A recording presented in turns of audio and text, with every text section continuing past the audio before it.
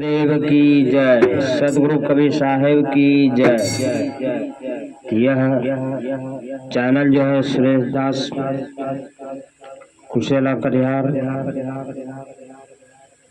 से ये सुनाया जा रहा है कबीर विचार मंच से। इसलिए आप लोग ध्यान को सुने, समझें, विचार करें एवं जीवन में उतारने का प्रयास करें,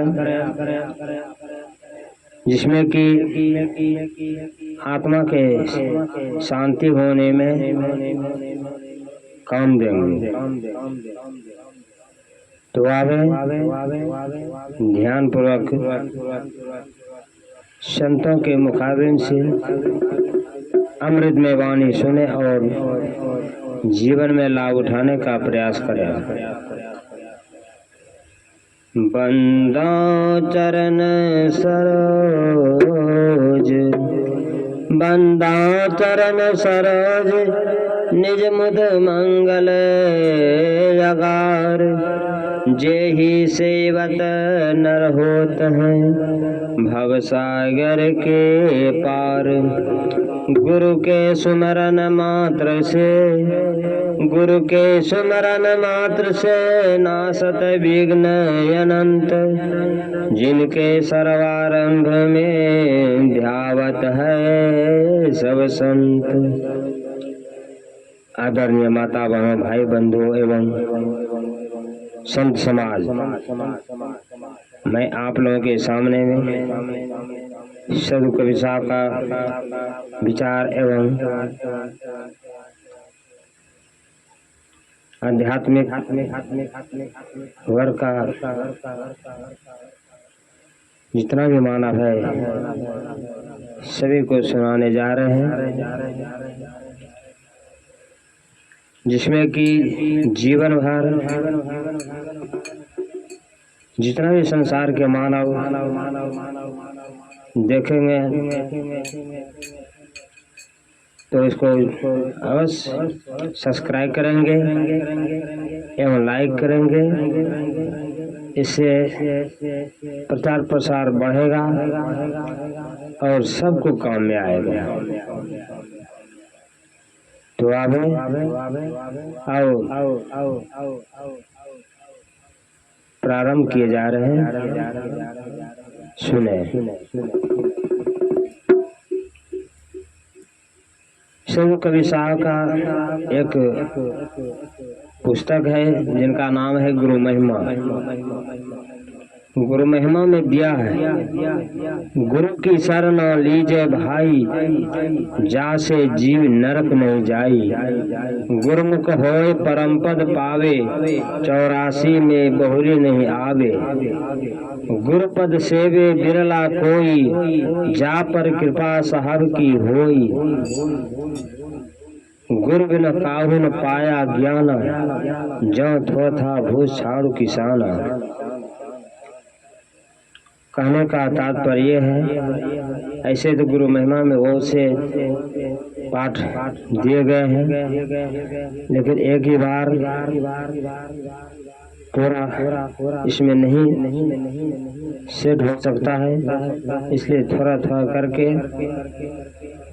सुनाए एवं समझाए जा सकते हैं। गुरु की शरण लीजिए भाई।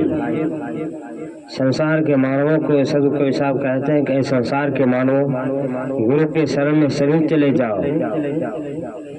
जितना गुरु के शरण में सुख शांति एवं कल्याण है, बिना गुरु के आज तक किसी को न सुख शांति कल्याण हुआ है न होगा। इसलिए कहा गया है गुरु महिमा में, गुरु की शरण लीजिए भाई, जा से जीव नरक नहीं जाए। गुरुमुख होए परम पद पावे। गुरुमुख होने के बाद परम पद पाते हैं, ऊंचा पद पाते हैं। गुरुमुख होए परम पद पावे, 84 में बहुरी नहीं आवे। फिर 84 लाख में वो उसका जीव नहीं जाता। इसलिए जो गुरुमुख रहेंगे तब परम पद पाएंगे, और जो गुरुमुख हो करके देवी देवता का पूजा पर्व त्योहार, फिर जैसे साकर था अनजान में, जैसे जहाँ तहाँ भटकता था, वैसा ही कर्म अगर करना शुरू कर दिया तब उसका वैष्णव बना हुआ क्या फायदा हुआ। इसलिए कभी साहब कहते हैं कि अगर जो गुरुमुख हो गया तो समझ जाइए कि गुरु के वचन पर चलेंगे और चलने का प्रयास करेंगे, चलते रहेंगे, और इधर किसी का बात नहीं रखेंगे जिसमें कि भक्ति बहु हो। तो जो विश्वास कर लेगा, जाके मन विश्वास है सदा रहे गुरु संग, कोटि काल झक झोलहि तऊ न होय मन भंग। तो जिसका मन गुरु पर विश्वास है वह सही में गुरुमुख है, वह कवि साहब के सिद्धांत के बताए हुए मार्ग पर चलेंगे और इधर सबका बात ऊपर से मानेंगे, अंदर से उसी का बात को लेकर चलेंगे। क्योंकि अंदर से अगर मान कर चलेंगे, मिला जुला कर अगर चलेंगे, उससे किसी को लाभ नहीं होगा, न अपना होगा न दूसरे को होगा, ना होता है। इसलिए उससे बचने के लिए, 84 लाख से बचने के लिए, भ्रम भूत से, छुआछूत से, भेदभाव से, पाखंडवाद से, जातिवाद से, इन सब से हटकर इससे अलग रहकर कवि साहब कहते हैं जीने के लिए, ये सब दिल में धारण नहीं करने के लिए कहते हैं, ये सब को हटा करके चलने के लिए कहते हैं संसार में, और दूसरे को भी चलावे बतावे और अपना भी चले। तो इससे क्या होगा, ज्यादा प्रचार प्रसार होगा, मानव का ज्ञान होगा, मनुष्य के ज्ञान की आंखें खुलेगा, तब आगे बढ़ेगा। इसलिए अगर मानव को सुधरना है तो कवि साहब के सत्संग में जाया करें और उन पर चलने का प्रयास करें।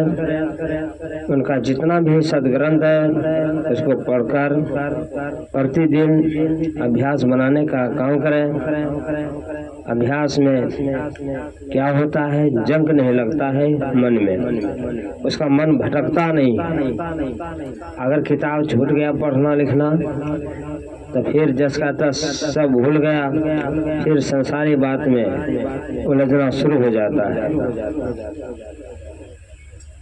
इसलिए ऐसे उलझन से अगर बचने का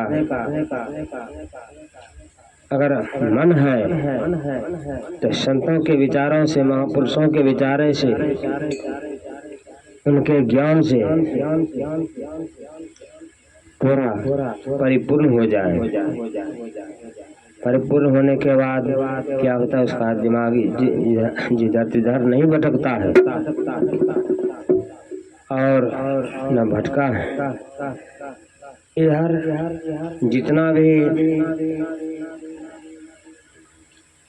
आलस करके कर्म करते हैं और ग्रंथ पढ़ते हैं, कभी पढ़ते हैं कोई नहीं पढ़ते हैं, थोड़ा ही पढ़ें, ज़्यादा उसमें याद करें, सीखें, समझे बुझे चलें, तभी लाभ होगा। तो आवे एक भजन सुने।